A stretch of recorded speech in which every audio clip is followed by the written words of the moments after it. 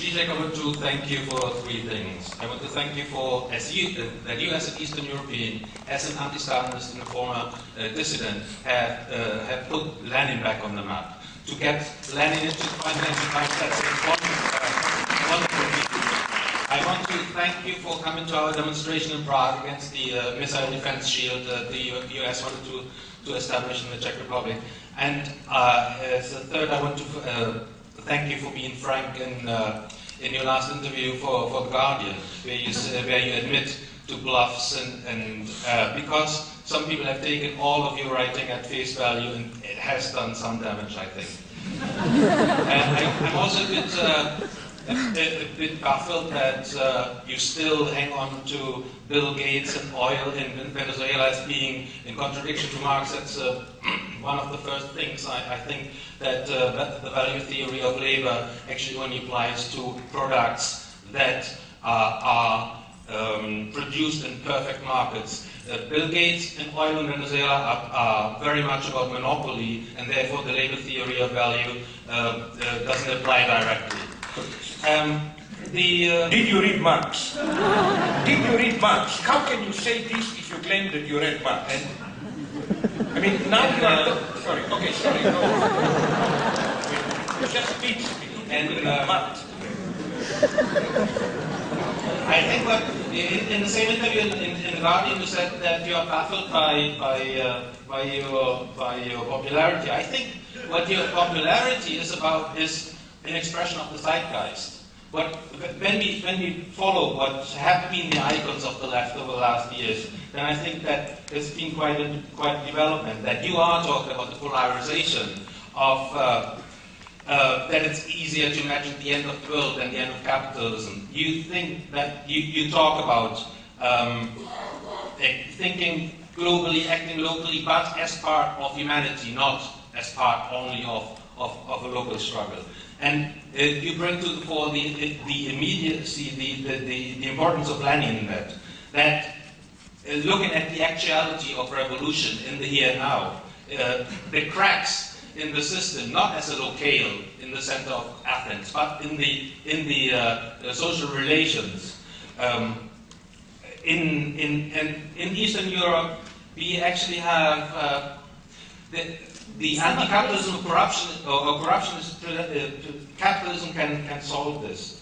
Okay, and what we have in the Czech Republic, I think, is that we in a sense, made the whole Czech Republic a garden, and especially the place where the United States wanted to put their missile base, because we showed them the door. We were able to defeat their plans.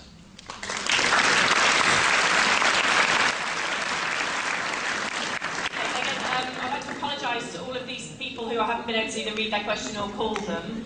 Judith will have to be the last speaker so that I've got time to bring all three back.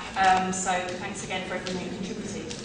I think that when John Holloway asked, why is everybody queuing, and it really was incredible to see that queue, and incredible to see the size of all these meetings at Marxism, and I think it's what the speaker said, is that, we can all agree that we hate capitalism, can't we? I mean, it's clear to us all what is wrong with capitalism, what it's doing to ordinary people around the world, and maybe now more clear to more millions of people than really we've seen in some generations in terms of what's happened with the crisis. But of course what we're debating tonight is, what is the alternative, and then how are we going to get there, isn't it? Those are the things that we can disagree on, or debate, if you like, if we're all agreed that what's happening right now we don't like. And I mean, absolutely clearly, if we look at Eastern Europe, if we look at China, if we look at other countries that claim in some way to be an alternative to capitalism, they're not.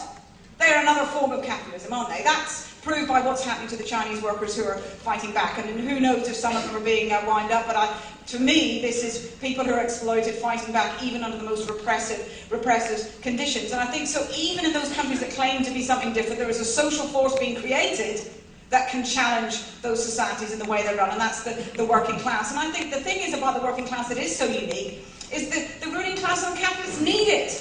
Because how else do they create their surplus? How else is the wealth created if they don't have workers? And therefore, we have a force that is created within the belly of the beast that can actually challenge the system. I don't think we can just create lots of little bits of socialism until they don't notice that we've taken over the world. I think we have to create a force that can actually smash it and change it.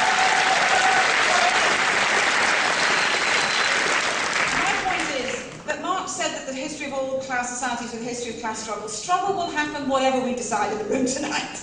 There will be struggles, whether here or China or everywhere around the world. Struggle will happen. It's a product of capitalism, of a minority exploiting majority. What isn't predestined is, of course, whether our side will win.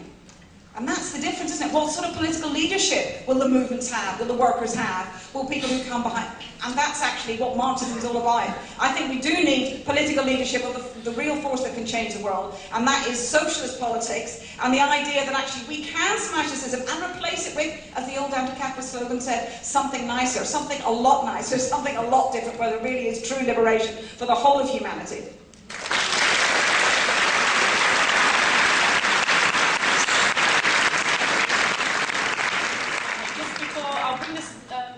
Back in the same order they spoke. Just to let you know, they'll all be signing copies of their books if you want to buy them on the stall outside, just outside these stalls in the foyer. We do have to leave the room because there's a play in here straight after this meeting. So first of all, I'll bring back Alex. Well, it's frustrating because there's so many different points that have come up, and I'm just going to deal with three questions. First of all, Dushko, I'm absolutely with you in demonstrating against NATO. I'm absolutely not with you when it comes to defending the old Stalinist regime before 1989. The worst, for people who are real communists like us, to quote a book by Negri and Deleuze, the biggest problem that communists like us have is the heritage of the Stalinist regimes, and we have to insist there's an absolute difference what we're fighting for and the old regimes. That's one point. Secondly, Slavoj, you really, all this stuff about intellectual property and immaterial labour, honestly, it's a total dead end. Don't go near it. Honestly. I mean, stop. Bill Gates, at the minute, Apple has overtaken Microsoft in terms of stock market value. What does Apple sell?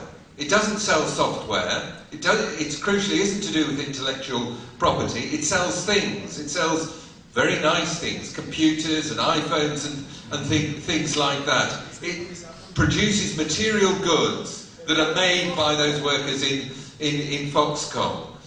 All this stuff about immaterial labour, what Marx shows is that under capitalism, all labour is immaterial.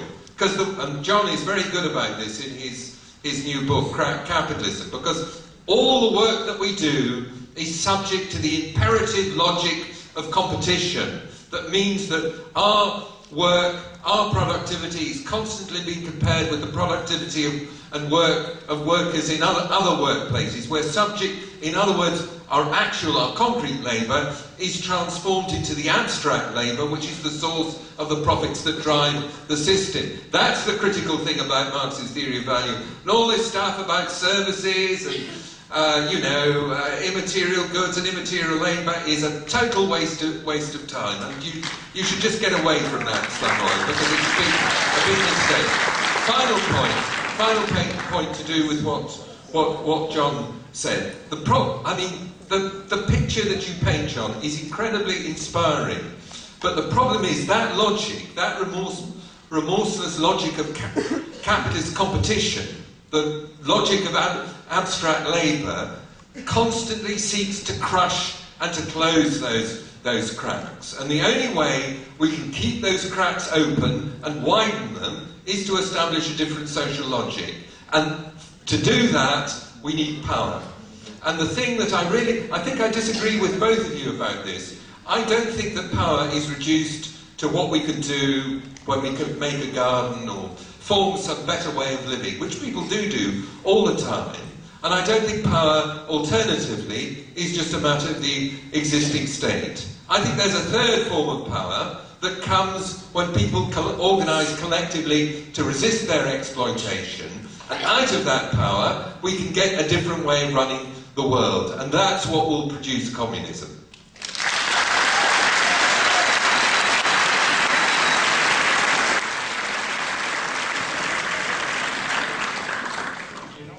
Okay, again, like you, I'm sorry.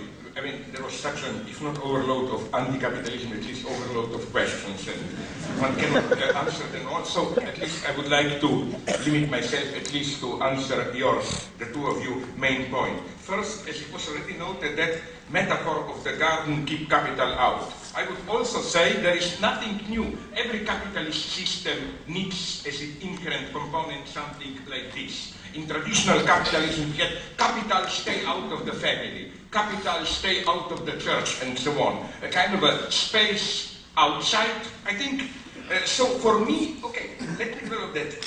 The problem is, okay, garden, everything nice, okay. Let's say there are drug dealers in that garden, there are women beaten, and so on. What would you have done? Sorry to tell you, I would have called the police. If not, I would have organized very brutal thugs to keep violent people out.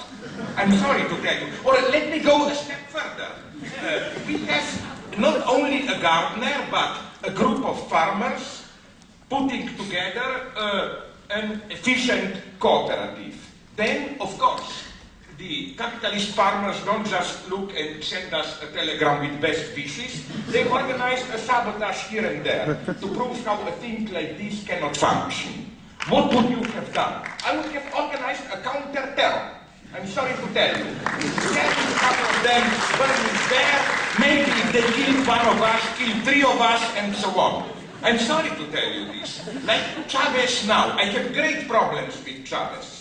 But as it is clear now, I was convinced by statement by Lawrence Eagleburger and so on, that this lack of food temporary in Venezuela, again, I'm not totally defending Chavez, I'm referring to a very specific phenomenon of, it can be proven beyond reasonable doubt, that the lack of food in this state-run stores in Venezuela is not just the spontaneity of the market where out of self-interest merchants or distributors operate like this. It's part of an orchestrated nature of the United States connected with local saboteurs. What do you do here? I'm sorry to tell you, a limited amount of state terror is totally justified to me. You put police on them, you use secret police, you smash them, and so on. Otherwise, sorry, then step down from power. Because, you know, you use this wonderful poetic expression that you had all these gardens went wider, and then Morales, you used the nice term, brought this to a logical conclusion.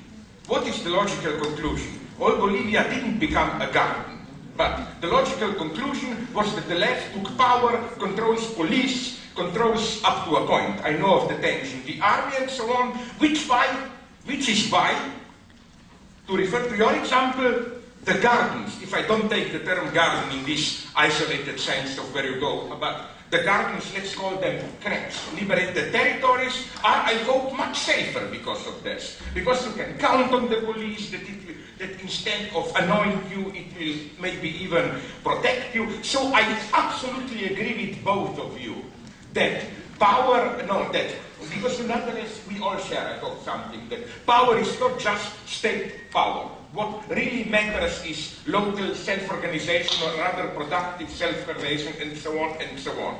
I just have my doubts, and this is the problem of councils and so on.